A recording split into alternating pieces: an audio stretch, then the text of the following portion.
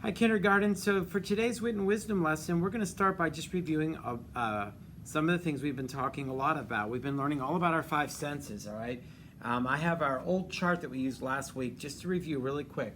Remember, our big question is, how do our senses help us learn? So I wanted to just go over one last time our sentence frames that we did last week. So you can review your five senses and what body parts you use for those. First sentence says, I see with my eyes. I smell with my nose. I taste with my mouth. I hear with my ears. Oh, grabbed the wrong one. I hear with my ears. And I feel with my hands. So there's the right one. Okay. Yesterday, let me take this down. Yesterday, we learned some new things about parts of a story and some really important words and things that we're going to use today. Okay? We've been talking about this important question for this week. How do people use their senses to learn about the world? Okay? We've been reading and looking at this book an awful lot. We're going to do it maybe one or two more times. Yesterday we learned about the main topic. The main topic of this story is the five senses. We learned about details. Now in this book, the details are the five different senses that the boy uses to learn about his world. Okay? We learned about something called text evidence. That means you can use a book to learn about things, and you can read the text and look at the pictures to learn about details in a story. We also learned a new word. It was called adjectives. Adjectives are words that you can use to describe something. So we're going to be using those kind of things today. All right? So I want to also talk about a new word today. The word is aware. The word aware means to notice something, okay, or experience something. So we're going to look at some of the pages in the book to see how to explain the word aware. All right?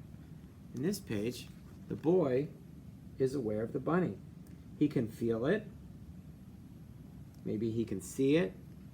Maybe he knows by feeling it and using the sense of touch that that bunny is soft. Okay, let's look at another page here. I like the one with him eating. Ah, there it is. Okay. On this page, the boy is aware of his dinner.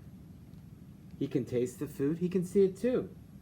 He maybe feels the fork in his hands. Being aware helps him eat his food or drink his milk. All right. One more example. Remember he talked about how he can use more than one sense at once. On this page, he's aware of this dog. Being aware helps him enjoy his dog. He can feel his dog. He can see his dog. Maybe he can smell his dog. All right. So remember, to be aware means to notice or experience something. All right. I want to talk about that word I taught you yesterday, adjectives. I'm going to move this out of the way. And we're going to use adjectives to maybe talk and explore one of our senses. I'm going to put one of our sensory jars up on my board here. Okay? And it has an eye. So we know that we're going to talk about the sense of sight. Remember, my eyes help me see. So we're going to use some words that maybe help us understand or help us describe how something looks. All right? So I have a picture of a ring here. If I was looking at that ring, I might say it looks shiny. So if I was describing how it looks and I needed an adjective, I would use the word shiny. All right, so that's a good describing word to tell how something looks. All right, I have a picture of a lamp. If the lamp is on, I would say that that lamp is bright. So that's another adjective to use when you're describing how something looks. Bright might be a word. I'll put that in my jar, my magnet.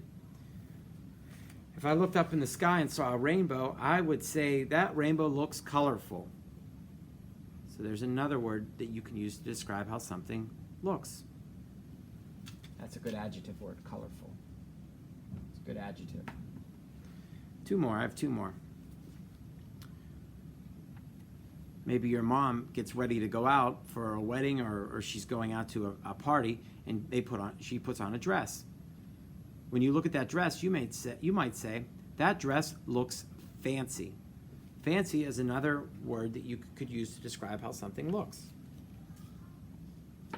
And I have one more. Sometimes when you're describing how something looks, you might talk about its size. If you've ever gone to the zoo and saw the elephants, you might say, those elephants look large. That's another word. So those are 5 good adjectives that you could use to describe how something looks. Those words that I came up with today were bright, shiny, colorful, fancy, and large. The other word we talked about a lot was to be aware, okay? Remember, to be aware is to notice something or experience something. So I just want to show you one more example. This page. This boy is aware of the ball. He sees it and he touches it. Being aware of that ball helps him play and bounce the ball. All right? So there's 2 activities for you to do. One of the activities is looking at adjectives. All right? There are some words here and some pictures. All right? You have to match the word to the picture. This word says bright. This says sharp. This says large. Oh, look. That was one of our words in our jar. And this one says colorful. That was another one of the words that we used in our jar today. So you have to think about those words and match them to the picture that you would use to describe how something looks. The other activity is a review. I want you to think about the 5 senses and think about the body parts that you use for those senses. And I would like you to complete this response activity. It says the boy, and you're going to pick one of the body parts and draw it in there. Maybe you would draw a hand. Maybe you would draw a nose. Okay? All right? And then you're going to think about the text evidence of how he used that sense in the story. Maybe the boy used his nose to smell a flower. Maybe the boy used his mouth to taste his noodles. Or maybe the boy used his hand. You would draw a hand to bounce the ball. You could draw him bouncing the ball. Maybe you could put the boy used his ear. You could draw an ear to hear a fire engine. All right? So those are 2 activities that you must complete for today. They will be posted on Seesaw.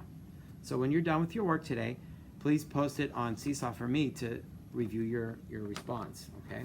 2 things. There's an adjective page and a review page, all right? So that's all for today. I can't wait to see what you come up with for your sense that you pick, and I look forward to seeing your work. See you tomorrow.